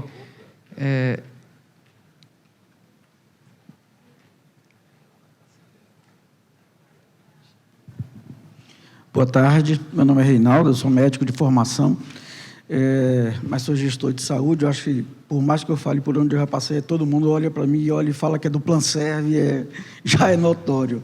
Parabéns pela mesa, já conhecia o Daniel também, que é o único de fora aí da mesa, grande amigo, e também pela provocação do tema, acho extremamente importante. Vocês falaram de tanta coisa que dava para a gente falar aqui, acho que não era só hoje não, passamos uma semana falando aqui sobre o que trouxe aí. Mas eu queria voltar à pergunta que você trouxe para o Mauro. O médico deve receber incentivo ou não deve receber incentivo? Eu vou lhe dizer o seguinte: sim, o problema está na origem do incentivo. O médico só não. Todo profissional de saúde, o sistema de saúde, a unidade de saúde deveria talvez receber incentivo, sim, mas focado em desfecho, focado em valor e não necessariamente em aumento de produção, ou o que é pior, às vezes, não é nem a produção, é o tamanho da fatura que ele gera dentro da unidade. Se eu tenho um serviço de saúde, ou um médico, ou equipe, não importa, que atende mais por menos e melhor, ele deveria ter um incentivo, sem sombra de dúvida. Hoje nós não estamos preparados para isso, sem sombra de dúvida. Há muita gente hoje tentando perseguir modelos que levem a isso, modelos baseados em valor, etc. Mas também não estou querendo dizer aqui que isso vai ser a salvação. Tem muita gente acreditando em mitos e crenças, achando que acabar com o FIFO-CEF e ir para um modelo baseado em valor vai resolver o nosso sistema. Não vai. Nem o problema do financiamento. Hoje, o problema de financiamento e sustentabilidade é talvez o mais grave dentro da saúde, associado à forma que nós tratamos a saúde. Não tratar no sentido de tratamento, da forma que consumimos, a forma que usamos a saúde. E está óbvio que acho que está todo mundo extremamente preocupado e acredita-se que algum modelo disruptivo vem por aí, porque assim não está suportando mais. Não é que o sistema vai quebrar. Alguém já falou que o sistema não quebra. Quem quebra são instituições, quem quebra são unidades. O sistema se adapta. O problema é que, se a gente não tiver uma forma melhor para fazer com que ele se adapte, ele vai se adaptar pelos modelos mais cruel que tem, como, por exemplo, restrição de acesso. Porque a gente está falando em 2 níveis de governança aqui, um muito grande, a nível de sistema, e outro dentro de unidades. Na hora que uma unidade, foi o que o Daniel trouxe, vê uma situação, imagine uma operadora de 20 mil vidas que caia um pedido de exalgesma na mesa do autorizador. Ele não tem condição de pagar. Então, vai ter essas soluções aí. Eu vou Obrigado, Reinaldo. Acho bem relevante. Você tocou na medicina baseada em valor. Eu vou passar para Mauro comentar essa colocação sua. E, na sequência de Mauro, eu vou violar a fila. Vou pedir que, porque faz parte da mesma dimensão, Mariléia comente a medicina baseada em valor. Mauro, Mariléia, depois a gente volta a Augusto, clínico, junto com Cláudio, que é clínico. Perfeito, Reinaldo. Quando eu falo do incentivo, não é, evidentemente, esse que você trouxe de forma acertada, que é esse incentivo qualitativo, esse sem dúvida. E esse a gente precisa expandir o mercado para que a relação entre o pagador, a fonte pagadora e o prestador de serviço siga essa sequência, para que as instituições possam fazer. Claro que os modelos estão sendo implementados, claro que isso também está sendo... Mas nós precisamos avançar. Não vai ser a solução geral, o modelo de negócio, não vai ser modelo de remuneração, mas passa muito por isso. Mas tem outro item que a gente ainda investe muito pouco no Brasil, tá? Que é a interoperabilidade, certo? Que é a habilidade de transferir e utilizar informações de maneira uniforme, eficiente entre várias instituições no sistema de informação. Nós estamos caminhando, engatinhando, e as informações se repetem no mesmo paciente em instituições diferentes. Quem mais investe nisso no Brasil ainda é o Sistema Único de Saúde, que tem alguns projetos que, pela própria grandeza do que precisa atingir, não tem ainda uma representatividade, mas tem alguns bolsões, certo? Que nós precisamos, no Brasil, ter um sistema onde todos os senhores enxerguem o cidadão em todo o sistema que ele passou de atendimento no Brasil. Seja do Sistema Único de Saúde, seja do Sistema de Saúde Suplementar. Vocês vão enxergar o paciente com tudo que ele passou, prontuário dos profissionais, exames que ele realizou, exames anexados, período, tudo que vocês precisam saber. E não chegar ali e começar tudo de novo. Chegou hoje e fez um atendimento no sistema de saúde suplementar. Segunda-feira tem um problema emergencial, vai numa UPA, num hospital público, ninguém vê o que aconteceu hoje. E a sustentabilidade do sistema, quando a gente fala de sustentabilidade sob a ótica financeira, quanto tem de sustentabilidade sob a ótica econômica e financeira nesse desperdício, por falta de uma unificação de informações? Só quem pode fazer isso é órgão regulador. No Brasil é Ministério da Saúde e Agência Nacional de Saúde. Vai ter que ser de cima para baixo, como várias coisas foram. Há 10 anos atrás, a gente... uma determinada fonte pagadora codificava um exame com um código, a outra com outro, um com a descrição, a outra com outro. Aí veio o TUS, o TIS, que é o mesmo código, o TUS. Hoje você tem todos os dados no Brasil, certo? Bem organizados na saúde suplementar. No Sistema Único já era assim. Então, nós precisamos ter a tal da interoperabilidade para poder ter as informações uniformes do brasileiro pelo CPF dele. Obrigado, Mauro. Mariléia, bota na sua fala sobre medicina baseada em valor. Você também é médica gastroenterologista. Bota um tempero clínico aí para ficar mais interessante para nós médicos. Mistura as duas coisas, mas eu quero que você fale de medicina baseada em valor. Boa tarde a todos. Estou muito feliz em estar aqui. Troquei meu voo, estava em São Paulo ontem, troquei meu voo para ouvir o Luiz, o Daniel, que eu conheci agora, gostei também muito da apresentação. Mas, assim, eu sou médica, sou gastroenterologista, Sou executiva em saúde, mas o meu melhor título é que eu sou maratonista. Só 1%, menos de 1% da população mundial tem esse título, tá? Enfim. Primeiro, gente, a gente está na era a sexta onda da inovação, que é a onda da sustentabilidade. A gente precisa contextualizar, Luiz, quando a gente vai tratar esse assunto de sistema de saúde mundial, o que é que tem acontecido. Então, a gente está na era da sustentabilidade, a gente tem uma responsabilidade em ter modelos de negócios sustentáveis, transparentes e responsáveis com todos nós e com o planeta. Então, a gente está nessa era.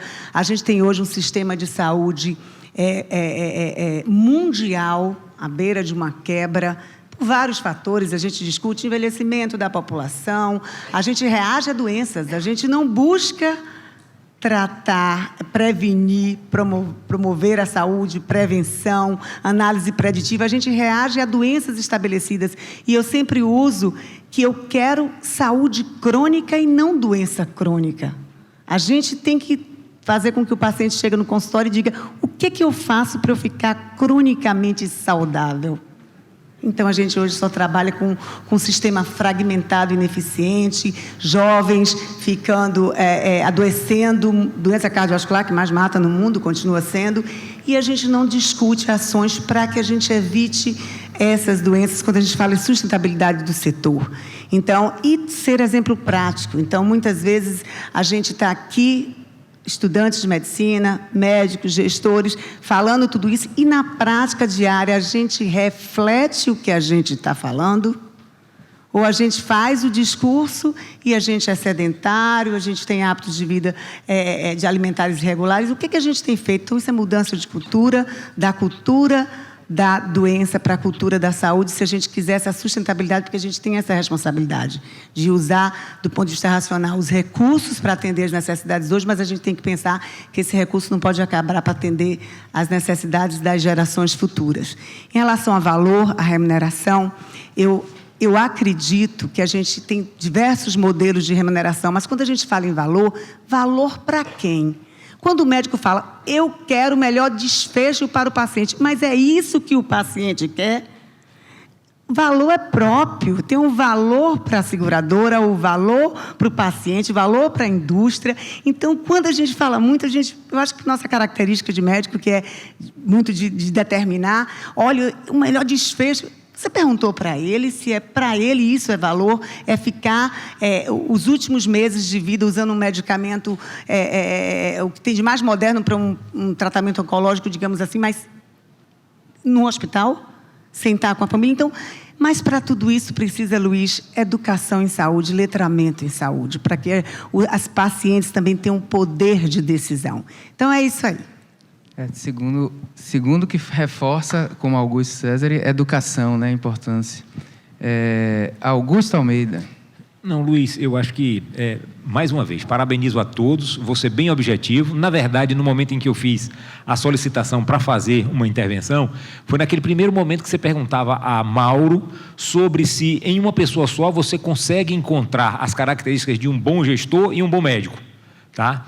O que eu queria reforçar, e que vi que já está bem disseminado, é a ideia de que eu não consigo entender a mudança do que a gente tem hoje com relação ao que a gente está falando aqui de valores em saúde, se não houver uma participação do médico junto, que claro, com as pessoas que se capacitam para fazê-lo. Por ser bem objetivo, era essa aí a observação que eu queria colocar. Eu acho que nós médicos não podemos nos afastar dos processos de gestão. A gente tem que estar perto. Ok. A questão é como, né? Pronto, e como a gente tem que fazer, como solucionar isso para que a gente ajude e não atrapalhe. Pronto. Mas na fila, Mário pediu para falar, mas Conceição já estava aqui pedindo... O microfone aqui para Conceição, Augusto.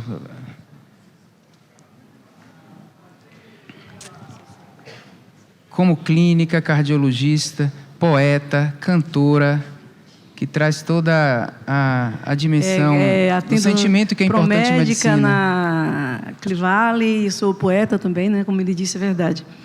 Veja bem, algumas coisas já foram respondidas aí, mas me causou... Primeiro, eu quero parabenizar, porque eu acho que é um tema maravilhoso e eu não tenho visto isso nos congressos. Mas é um tema que eu chamo de osso. Por quê? Porque tem uma coisa aí que a gente não consegue, no mundo real, realizar. Por exemplo, vamos lá, começando.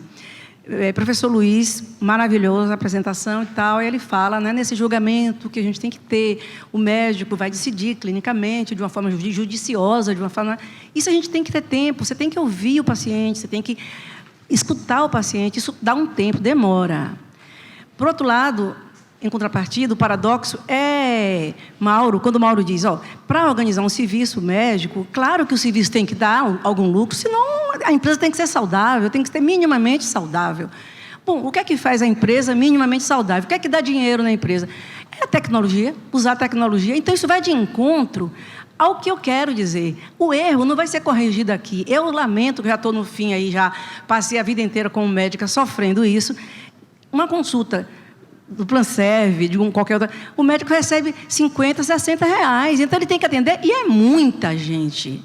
Como é que ele atende muita gente? Empregando tudo isso, ele tem que ficar como eu fiquei, muitos anos num lugar, e fui chamada a me retirar, porque na lista é uma vergonha. Na lista de procedimentos, eu era a médica que pedia menos procedimento. Com isso, não preciso dizer mais nada, quer dizer, é utópico, é uma reunião maravilhosa, mas, na minha opinião, tem muita coisa de utopia. Para terminar, eu queria perguntar, é Daniel, né? Daniel, eu fiquei curiosa com uma coisa. A sua mulher, você trouxe um fato da vida real que aconteceu na Inglaterra e tal. Ela vai ser atendida e manda ela para casa. E aí? Ela voltou, ficou boa, foi um exagero. Só isso. Nada gente. como a história natural das coisas, né? Slow medicine, esperar um pouquinho.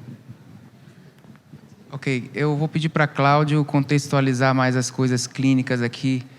A gente está precisando de mais de clínica, mais de cardiologia, mais de paciente na discussão. Toda discussão que eu vou trazer para você aqui, ela traz, Augusto, um pouquinho daquilo que você fala de educação médica, né? Então, eu entendo que valor precede norma. Ética e moral, valor precede a norma, no nosso caso de ontologia médica ou de qualquer comportamento. Então, quando eu tenho médicos razoavelmente bem formados, esses médicos têm seus valores, e não apenas conhecimento, e vão intervir. E aí, quando eu tenho um médico razoavelmente bem formado, e ele está inserido dentro de um serviço onde a estruturação de decisão ela é verticalizada, existe alguém que define que, em um determinado cenário, a gente segue um protocolo. E esse protocolo ele não pode ser violado. E quando você pensa fora da caixinha limitante do protocolo, você é convidado para se justificar, podendo ser punido administrativamente. Como o médico vai lidar com isso? Há algum tempo, eu tenho um paciente que tem um diagnóstico de um câncer de pâncreas e está em programação de citorredução do tumor para fazer uma cirurgia em 6 meses. E esse paciente, ele frequentemente é admitido em unidade de emergência com dor epigástrica. E a dor epigástrica numa faixa etária que é muito provável que seja associada com doença arterial coronária. E ele vai para mim, ele tem vários exames cardiovasculares normais. E eu digo, olha, provavelmente a sua dor é do câncer de pâncreas. E vamos ajustar o seu tratamento com a clínica da dor, com o seu oncologista. E ele entra em um determinado hospital que tem um protocolo que utiliza um marcador, um score preditor de probabilidade de desfecho a partir de características clínicas, eletrocardiográficas, da troponina, da idade e dos fatores de risco.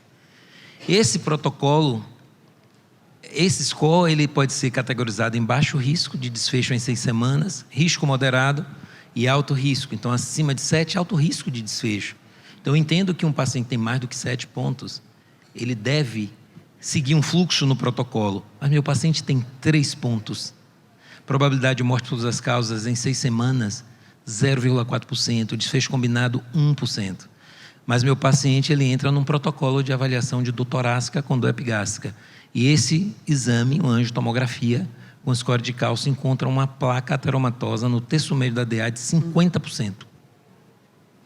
E meu paciente que teve várias entradas na mesma emergência com troponinas negativas, eletros normal, eco normal, cintilografia normal, ele tem agora uma placa. E essa placa ela vai indicar agora a causa da dor epigástrica dele. Embora ele tenha um câncer metastático com um pâncreas muito grande, sendo cito-reduzido para uma cirurgia, ele ganha um cateterismo, embora na vida dele diária ele não tenha restrição por dor no peito. Esse cateterismo faz um IFR e ele tem agora um IFR isquêmico. Ele tem isquemia, ele tem uma placa, ele não tem angina. E tem câncer. E ele ganha um stent farmacológico, embora seja sintomático. E meu paciente, que já tinha uma trombose venosa profunda, sendo tratado com anticoagulante, ele ganha mais 2 drogas, 2 antiplaquetários. E ele tem uma complicação hemorrágica e morre sangrando sem a oportunidade de fazer a cirurgia de câncer que poderia ser curadora ou não.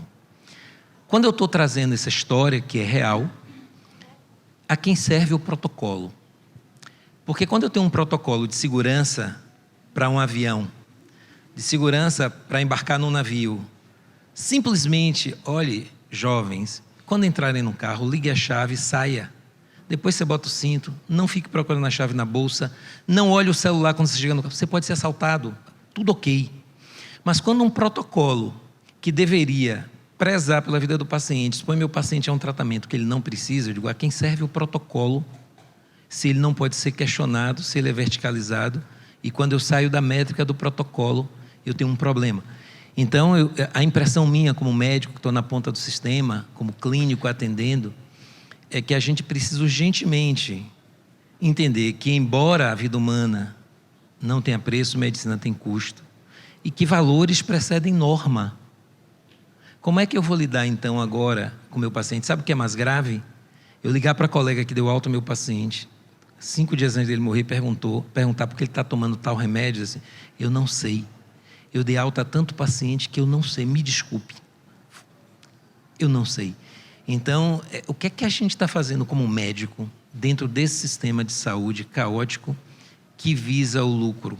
Então, quando eu entendi a provocação de Luiz Cláudio, assim, eu não posso ser a pessoa que vou tomar a decisão clínica de indicar uma intervenção coronária percutânea, indicar angiotomografia, coronariografia, aí estou falando de cardiologia, e ser a mesma pessoa que vai gerenciar a produtividade institucional por esses métodos. Não é compatível.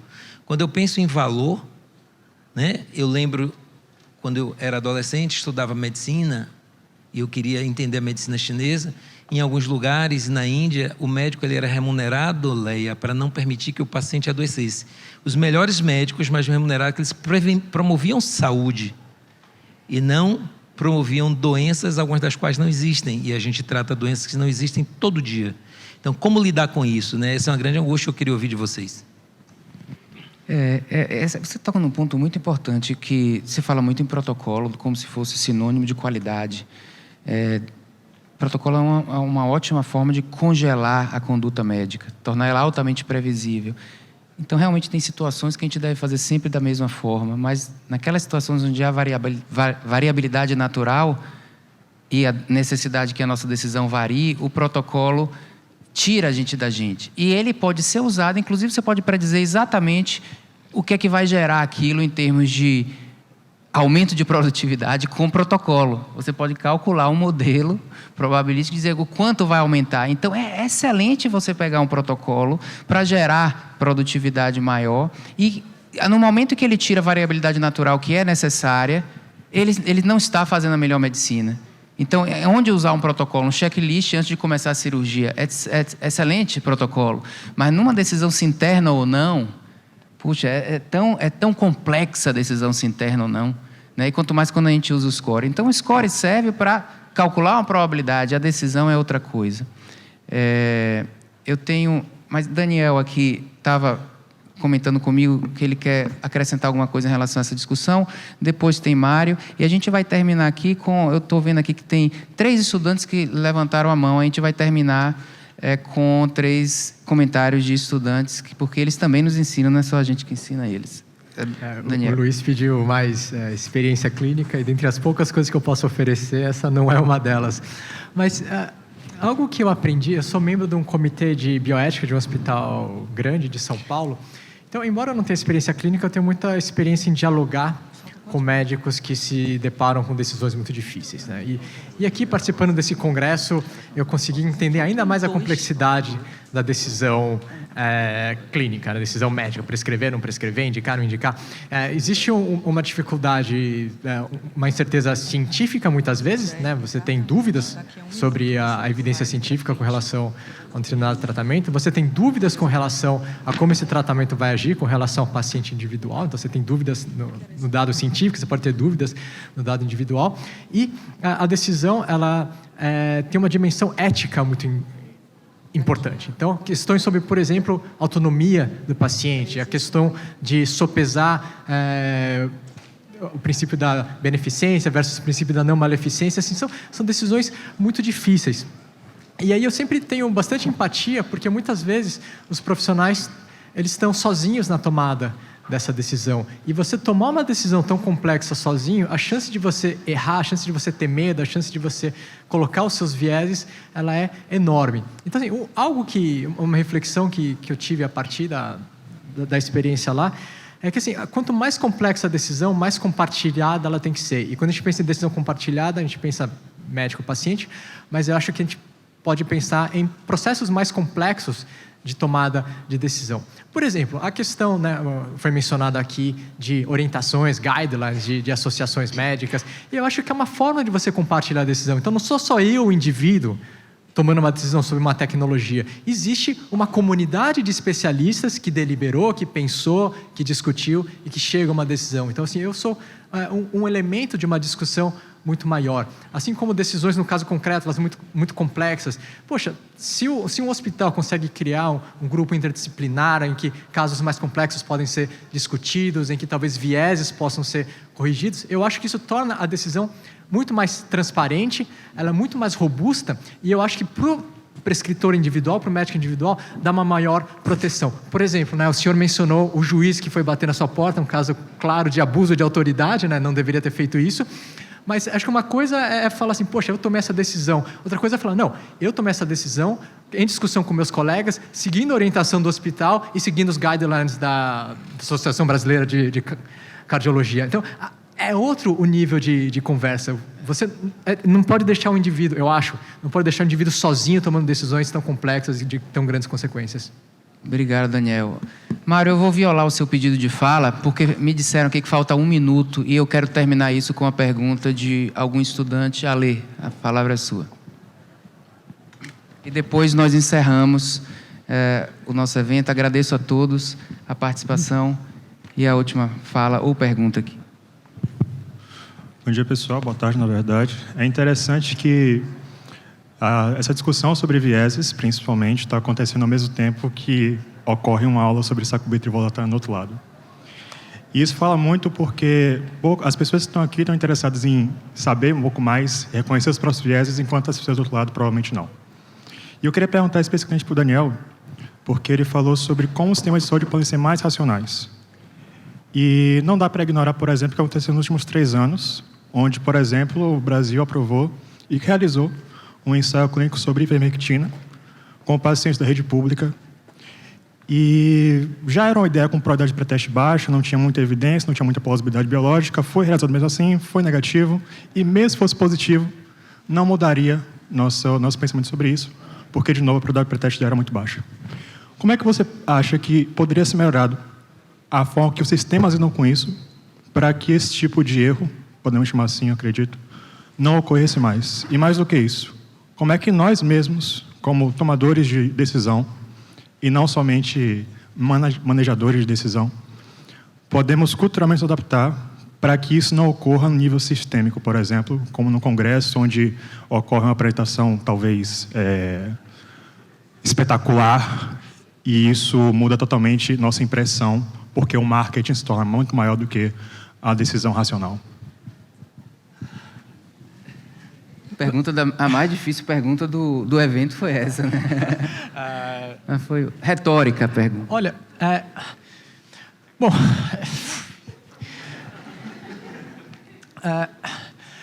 Eu sou uma pessoa, talvez pela minha formação jurídica, que acredita muito no processo e no procedimento, né?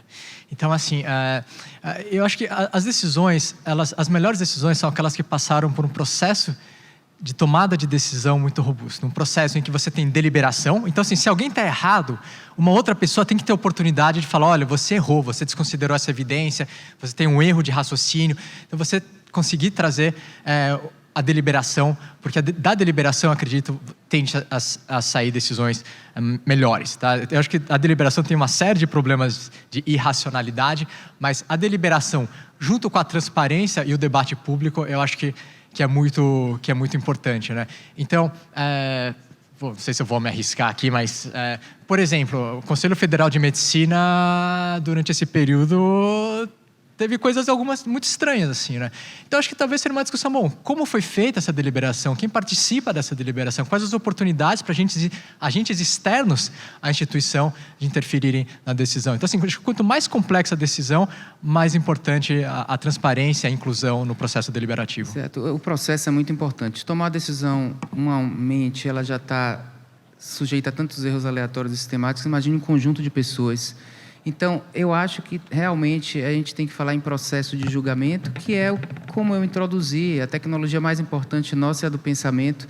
A gente tem que estudar e se aprimorar nessa habilidade de tomar decisão frente à incerteza. Mas não, esgotado. Eu agradeço, eu vou ter que fazer o papel aqui que eu não gosto, mas agradeço a todos. Abraço.